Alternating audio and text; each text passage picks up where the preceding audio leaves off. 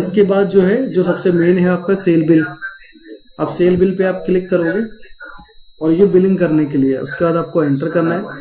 अब एंटर करते ही आपका जो कर्सर है वो सीधा सीधा आपके आइटम के लास्ट उसमें आ जाएगा, आइटम सर्च के ऊपर आ जाएगा।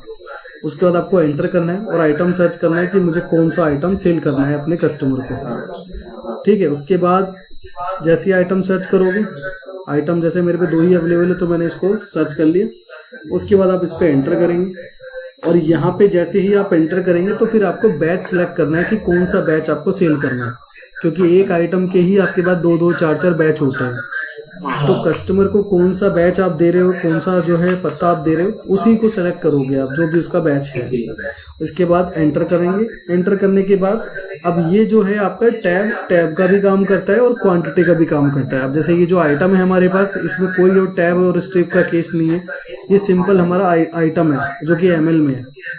तो यहाँ पे हमें सिर्फ क्वांटिटी डालनी है कि कितनी क्वांटिटी डालनी है। जैसे मुझे से 2 सेल करना है, तो जैसे ही मैं 2 पे एंटर करूंगा अभी, तो 30 रुपए का इसका बिल बन जाएगा।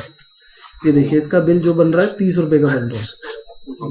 अगर ये टैब और स्ट्रिप वाला केस होता तो जो भी उसकी टैब की लूज टैबलेट की क्वांटिटी होती उसके अकॉर्डिंग उसका प्राइस बन जाता।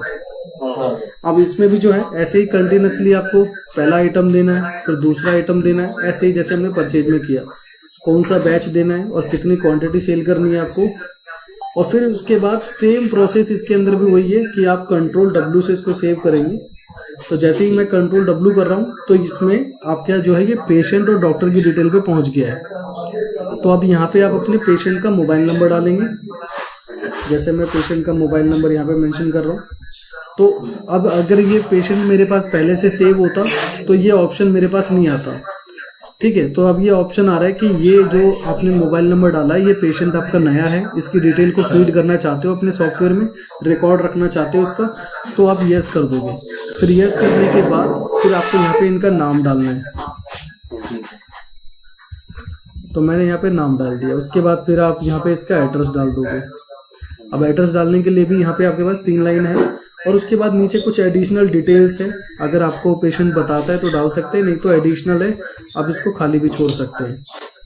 और उसके बाद अगर आपका कुछ ऐसा है कि पेशेंट वाइज आपने डिस्काउंट सेट किया हुआ है, किसी पेशेंट को 5% का डिस्काउंट देते हो, किसी को 10 पूरे बिल पे, पूरे आइटम पे, तो वो भी आप चाहो तो फिक्स कर सकते हो। और अगर 0 है या फिर आपको अपने हिसाब से डिसाइड करना है कि मुझे क्या देना है, तो इसको 0 छोड़ सकते हो।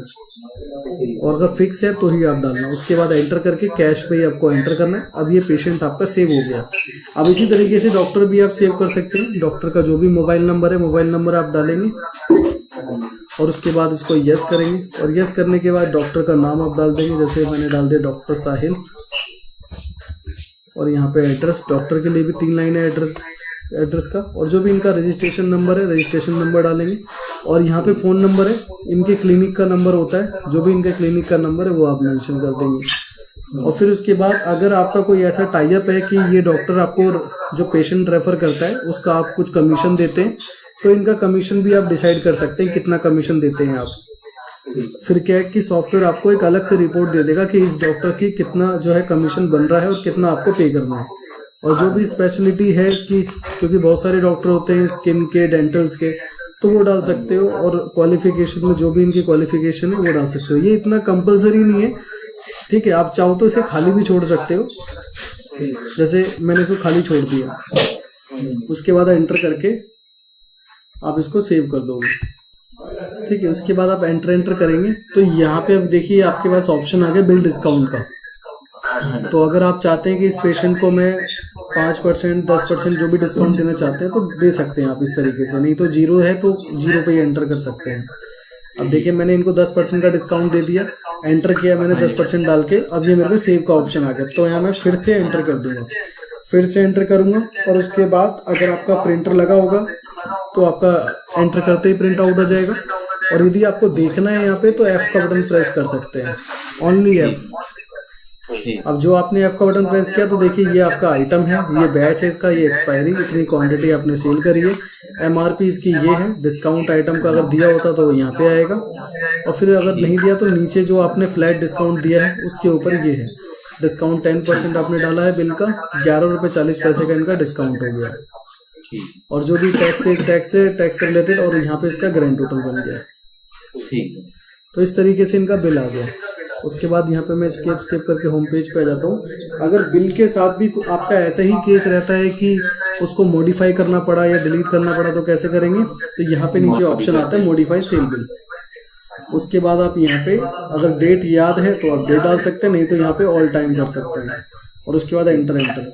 और फिर जो भी बिल आपको मॉडिफाई करना है उस पर एंटर करेंगे और सेम देखिए यहाँ पे भी वही ऑप्शन आ गया। तो अगर मुझे मॉडिफाई करना तो मैंने मॉडिफाई पे क्लिक किया और उसके बाद फिर मैं एंटर करके, और सपोज कि मेरे से जो गलती हुई है वो ये हुई है कि मेरे को एक क्वांटिटी देनी थी, मैंने 2 दे दी, तो मैंने यहाँ पे 1 कर दिया।